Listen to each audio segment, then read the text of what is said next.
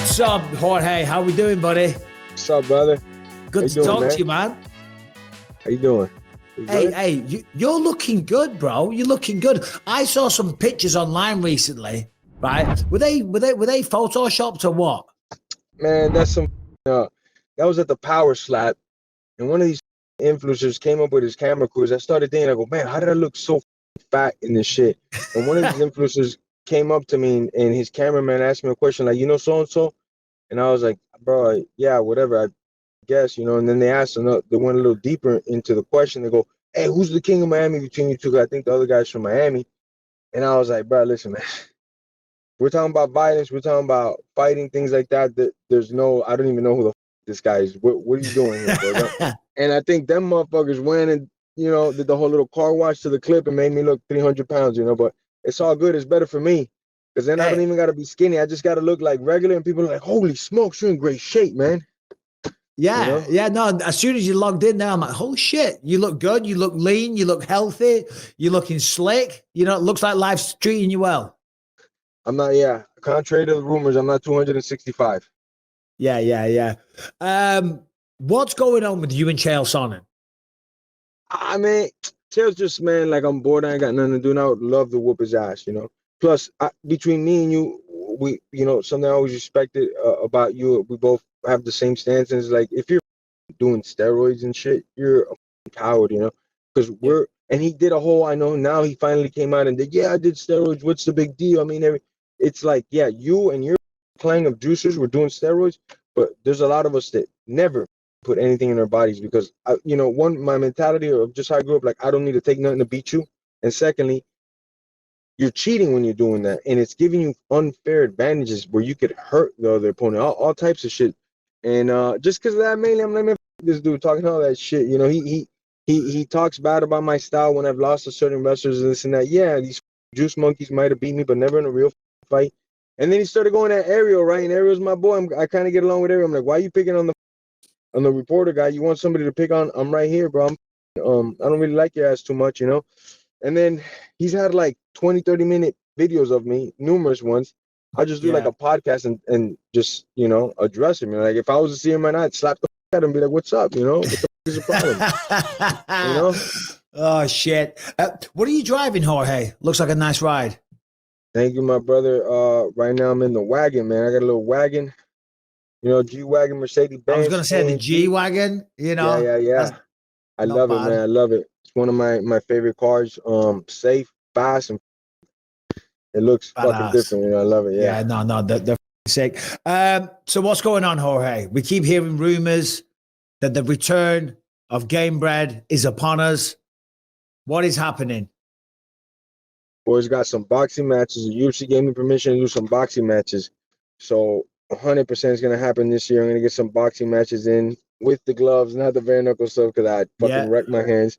So it's going to be fun, man. Straight boxing, you know? Ah, nice. So you're still under contract with the UFC, but they're allowing you to go off and do some boxing. Yes, sir. Yes, still under contract with the UFC. They're going to let me do some boxing matches, and which I got to give thanks to the UFC that they would even do that. You know, it's not often they do that.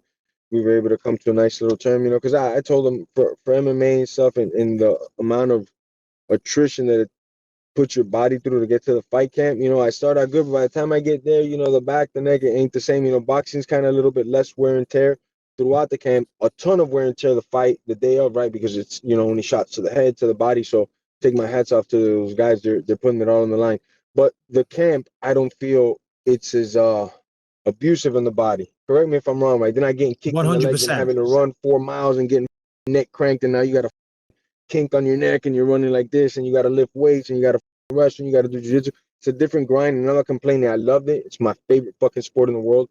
My favorite thing to do in the world is the MMA grind, but it does take more of a toll on your body than I think any other combat sport. Yeah, without question. Getting ready for a mixed martial arts fight, it's day and night compared to boxing. Bit of road work, some pad work, bit of sparring, whatever. It doesn't even compare. So what are we talking about? And the concept bumping and contact, you know, from wrestling, you know, you shoot a double leg on me, I hit you in the head with my hip, and now you got like a nod, or I tweak your knee out right in the wrestling practice. Like, just wrestling is like 60% of my injuries would come from Dude, just wrestling hard, you know? all wrestling, all of my serious injuries. I mean, my neck, my back, my hips, the cauliflower ears. I mean, where do we start? Do you know what I mean?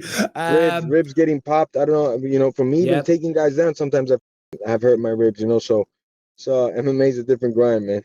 So what are we talking? Are we talking some like proper boxing or some influencer stuff?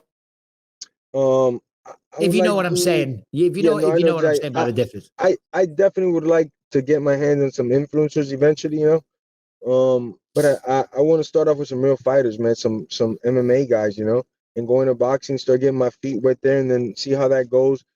Give myself, like, I always give props to Ngannou, man. That first fight, you get the greatest heavyweight of the last 50 years, dude. Like that is the craziest shit ever, you know. I wanna kind of get my feet wet, get a couple MMA guys that are boxing and things like that, and go from there, you know. 100%. I'm glad you mentioned that. Obviously, Ngannou this weekend going up against Anthony Joshua. So, well, in fact, tomorrow. I can't wait for that. I'm very excited, and I've got a feeling. I'm telling you, I've got a feeling Ngannou's going to go out there and maybe pull it off, maybe get the knockout, because there's a new confidence to him now. Imagine being a boxer, Ngannou, you go over to the boxing world. You don't know if you can take these shots. You don't know if you can hurt these guys, or given the size of him, go the distance. Now he knows he can. Now he knows he can hurt Tyson Fury. And did you see that little clip at the press conference yesterday where he was talking shit to Tyson? Your only chance is in the ring, in the boxing ring with the boxing rules. When you step off of that ring, you better stay 5 meters away before I stuck your. Because if I lose it, you're gonna have a really bad time, my friend. So respect the fact that boxing is protecting you, and the rules of boxing is protecting us. Because out of that, without that, you are nothing in front of me. He's right. I'm a huge Tyson fan. I love Tyson, what he stands for, his style and how he fights. He's one of my favorite boxers of the last fucking 10, 15, 20 years. But he has no chance against Ngannou in a real fight, man. Like, that puncher's chance goes out the window when you got somebody that could grapple and strike. You know, Ngannou would just take him down, fight's over, you know, or start just kicking him in the leg like he's never felt in his life. And I mean, we have, me and you got a lifetime of that conditioning. If you haven't been kicked to the leg like that and have been conditioned for it, it's only going to take about 1 to 2 and you're folding, you know? No, 100%. So this weekend, your boy Dustin Poirier is back in action, Benoit Saint-Denis. Have you been around Dustin much for this one? I wasn't. I've been in Vegas a lot, training at just in boxing camps and just getting in the boxing groove and just, you know, getting myself around as many boxing camps as I can and just to decide on what I'm going to do exactly and start getting after. So I didn't get to help Dustin out at all for this camp, and sure wish I could have. Shout out to Dustin, or my boy. He's helped me out in almost all of my fights and vice versa. I've always tried to help him out in every fight that I've been around for. But I'm confident he's going to get the job done. I talk to Mike Brown almost every day, Johnny Eblin, all the guys from back home, and they say, man, Dustin's looking amazing. I mean, the picture's short. He looks in the best shape of his life right now. Yeah. Do you know you should try and box? Who? Darren Till. Oh, I would love to. The Till's an animal. So I would love. I would love the box there in England too. Let's go right back over there. I mean, you guys have got some, you know, I mean, you got a stunning knockout. Unbelievable. So there's there's not a bit of history. There's a lot of history. Darren's still a big name. You know, a rematch in boxing, that would sell big. I would love to fight Darren Till, man. And I know he used to struggle a lot to get to 170, you know. So it'd kind of be better for him. We do it like at a higher weight class, had more energy, doesn't have to cut as much. And let's go to war, man. Let's do it in England. And we'll do it in Manchester City, man. That's where he's from, right? No, he's from Liverpool. Liverpool. We're going to Liverpool. Just down the street. Just down the street. We're going to Liverpool it is, man. Let's go. Let's go. Okay. Masvidal versus Till 2 in Liverpool. Come on. Hey, who doesn't want to see that? So what else have you been doing, Jorge? You've been getting into scraps with Chael Sonnen online. You're getting ready for boxing. That's so you haven't been getting fat.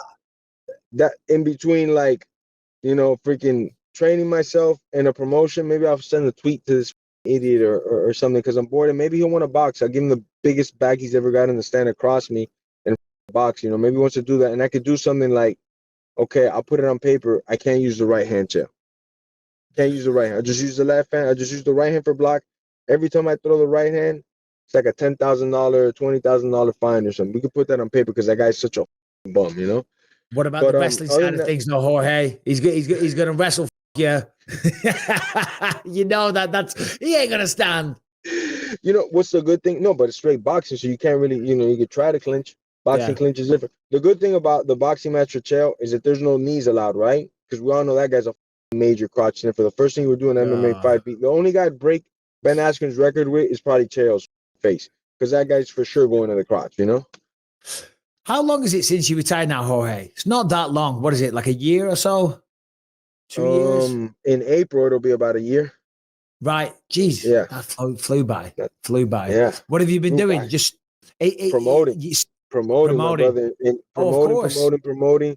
Putting the leagues on. We just had an event about just days ago. Junior Dos Santos fought Alan Belcher for our heavyweight title. First time in history that we had a title. And JDS won in spectacular fashion, knockout in the second round. We had Alex Nicholson versus Chase Sherman, which ended up in brutal fashion to a crazy knockout by Chase Sherman. The whole card was finishes. We only had but one decision.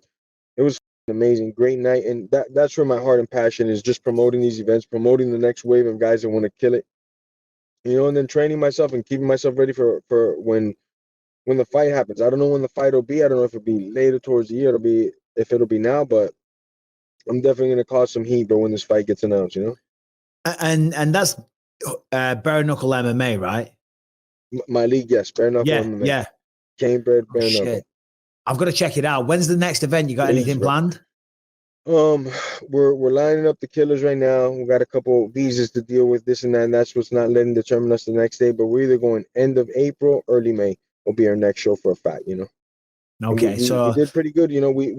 We streamed live on Kick, and that's our official streaming partner. So it'll always be live on Kick and for free. Free as can be for everybody. No paywall, no security card needed, nothing. And then after that, we put it in YouTube like a day later. We're already over like 400,000 views for the whole event, So Amazing. We're doing good. We're moving a lot of traction, and want to keep bringing in the best possible free agents that I could get in, the meanest guys in the world to keep coming on for the promotion and fighting. And every fight that we have, it's like a ton of fighters reach out, and they want to get in the promotion for two things. We're trying to pay well, and we're giving as much exposure to these guys as possible. And the word's getting out, So we got a lot of guys that I never would have thought wanted to fight bare knuckle hitting me up talking about, hey, I gotta be in the next one. So the talent pool is getting only deeper and deeper every show, man. Amazing. And good luck with that. I can't let you get out of here without asking you about UFC 299 this weekend. Miami. You are the king of Miami. What are we saying? Chito Vera, Sugar Sean O'Malley. Thoughts on that fight? First of all, Sugar Sean is just straight talent, bro. Stud, can entertain.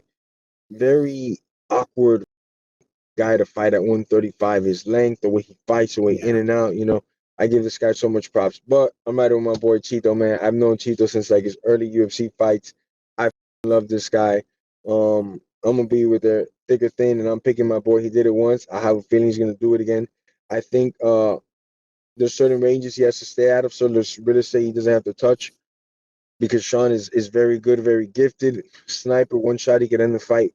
But Chito's just like tough dude, man, with a lot of fire inside him. Like, he's willing to go through hell to get that victory, as he's shown it many, many times.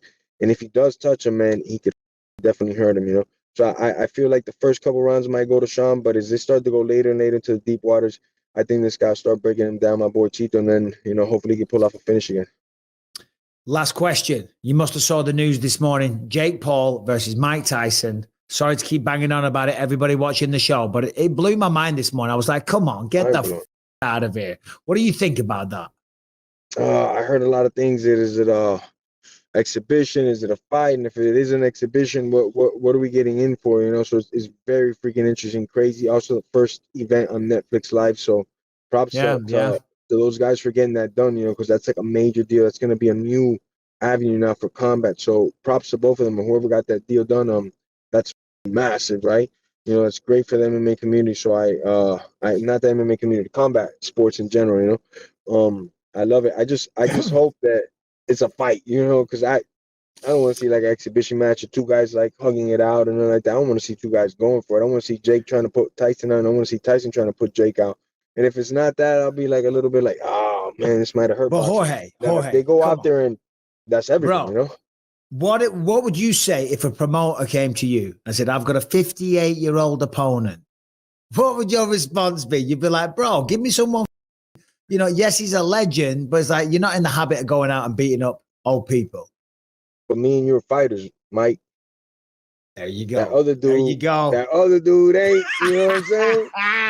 You know what I'm saying? Me and you fight. I want mean guys. You know, the meanest guys around my weight class, around my age. You know, obviously if they're like 10 years older, but if it's like, you know, Mike's Mike, man, he's been fighting since what, the 80s. You know what I'm saying? It's nuts. But one thing that doesn't go away is power. As a man, you know, your power is like your last thing to leave you. So if Mike does touch him, it's game over. I think It's game man, over. Know? Could you imagine? It'd be. And Jake doesn't really know how to fight going backwards. So obviously I'm cheering for Tyson because, you know, it's Tyson, but you never know, right? It's boxing. Could you imagine? Tyson catches him, flatlines him. That's it. That's the end. That's the end of this little Jake Paul thing. It really is. Oh, yeah. But how about if it's the other way? Then it's just to start it. Then this motherfucker, it's going to be the craziest shit. But that's beating up a pensioner. That's elderly abuse. You know what I mean? You can't go, come on.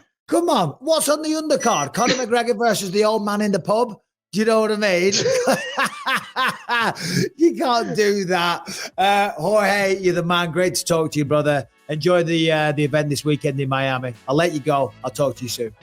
God bless, my Lord. You got to come to one of my events, man. When you get some free time, we got to bring you. We'll take care of you, brother. Please. Hit me up. I'm there. Take it easy, Jorge. God bless, man.